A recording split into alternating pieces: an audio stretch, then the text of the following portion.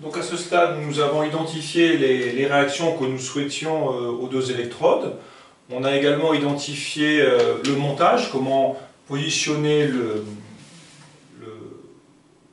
générateur, qui va donc, et bien sûr maintenant la question qui se pose, c'est déterminer la force électromotrice suffisante grand E du générateur. Alors j'ai changé la notation, hein, je note grand E pour éviter de confondre avec le petit e des électrons. Donc, quelle doit être la tension grand E minimale du générateur qui va permettre de pousser les électrons et de réaliser la réaction? Eh bien, pour ceci, il faut s'intéresser au potentiel d'électrode, au potentiel de Nernst, comme on l'a vu en cours. Donc, à l'anode. À l'anode, il y a une seule réaction possible, qui est l'oxydation de l'eau. Pour l'eau, on utilise, sauf information très particulière. Donc, pour les couples de l'eau, sauf information particulière, vous supposez que, fictivement, O2 et H2 sont dans leur état standard et que vous avez la formule classique en 1,23, c'est-à-dire le potentiel standard du couple O2-H2O, auquel vous retranchez les 0,06 pH. Pareil, on se place à la température habituelle de 298 Kelvin. Alors, c'est là qu'il faut faire attention. Il faut faire attention que toutes les espèces ne sont pas dans leur état standard. En particulier, nous avons un pH de 5. La concentration en unité de plus, bon, ce n'est pas le cas ici, mais elle pourrait être différente de 1 mol par litre. Donc, un point très important ici, c'est de bien faire attention que les potentiels d'électrodes que l'on cherche, les potentiels de Nernst, à ce niveau-là thermodynamique, ce ne sont pas les E0, ce sont bien les E de la formule de Nernst. Donc, je pense bien à corriger du 0,06 pH, qui ici vaut 5, et ça fait donc 1,23 moins 0,06 fois 5.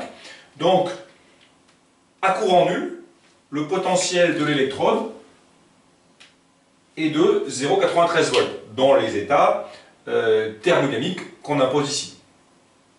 Au niveau de la cathode, on a potentiellement deux réductions, celle que l'on souhaite, donc lésion nickel en nickel solide, ou lésion oxonium en dihydrogène.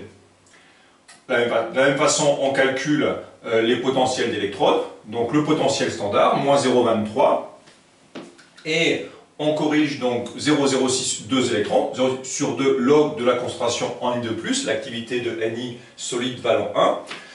Ne pas oublier ce terme-là, bon, pour la simplicité du calcul, il a été placé à 1 mol par litre, donc ça ne change rien en fait, mais faire attention à ne pas l'oublier a priori.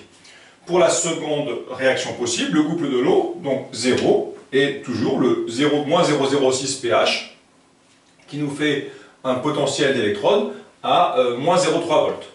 J'ai ensuite représenté sur une courbe simplifiée, schématique, intensité potentielle, les courbes intensité potentielle. Donc en oxydation, je pars de la valeur de 0,93 volts, et je dessine une courbe en oxydation de H2O en O2. Alors j'insiste pour l'instant qu'à cette étape-là, et c'est comme ça que les exercices sont en général proposés, on s'intéresse essentiellement pour l'instant à l'aspect thermodynamique, donc je ne tiens pas compte pour l'instant de surtension. Je ne dis pas qu'il n'y a pas de surtension à vide, mais je n'en tiens pas compte pour l'instant. Je fais comme si le problème était purement thermodynamique, sans problème cinétique. Donc vous prenez la valeur du potentiel de Nernst et vous tracez une courbe H2O O2, donc avec un courant positif en oxydation. Au niveau de la réduction, eh bien, vous avez deux options possibles. Donc le couple Ni2 plus Ni en réduction bien sûr, donc avec un potentiel d'électrode à moins 0,23 volts associé à un courant nul. Ensuite une courbe bien sûr dans les courants négatifs par convention vu qu'on a une réduction. Et certainement, vu que c'est une espèce en solution, un palier de diffusion qui arrivera quelque part. Pour l'instant les courbes sont schématiques. Et alors le point très important, et c'est là qu'on comprend l'intérêt du pH 5, c'est que d'un point de vue thermodynamique, la courbe, si le pH avait été beaucoup plus acide, on aurait pu avoir un démarrage de H plus H2 voisin de 0 volts. Donc on aurait pu avoir potentiellement une courbe de H plus en H2 qui aurait pu démarrer ici. Donc qui aurait été plus facile à réaliser que la réaction de Ni2 plus en Ni. Donc l'intérêt de prendre un pH plutôt plus élevé qu'un pH très acide, c'est justement dans l'optique de cette courbe ici, de la décaler au-delà. Vous voyez que le moins 0,3 volts est supérieur au moins 0,23 volts. Et ainsi, comme on va le voir, on espère pouvoir faciliter la formation de Ni2+, par rapport à celle de H+. Donc l'idée de décaler en pH pour décaler le couple H+H2 au-delà du couple Ni2+Ni dans les négatifs. Voilà, donc si vous aviez oublié les pH ici, bien forcément tout votre exercice s'effondre un petit peu et vous ne comprenez plus la suite. Alors ensuite, les deux espèces, et on est satisfait parce qu'on souhaite la réduction de Ni2+ en Ni, comme notre exercice le propose. Et maintenant, qu'est-ce qu'il reste à faire? Bien, vous voyez que, en fait, en quelque sorte, les courbes intensité potentielle correspondent à des espèces qui ne peuvent pas normalement réagir ensemble.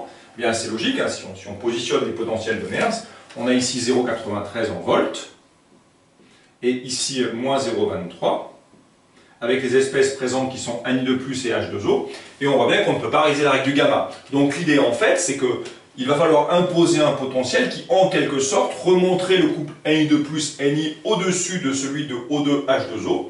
Donc la différence de potentiel minimal à imposer, c'est la différence des potentiels de Nernst, 1,16 volts. Alors, bien comprendre que en réalité, il faudra imposer plus que ceci pour les raisons habituelles. D'une part, on veut un courant, parce que certes, ça c'est la valeur minimale, mais ça serait la valeur minimale d'équilibre. Donc, il faudra mettre une tension plus grande pour avoir des courants non nuls. Et ensuite, pourront se rajouter également des surtensions à vide et une surtension due à une chute ohmique au niveau de l'électrolyseur. Mais ça, c'est les questions suivantes.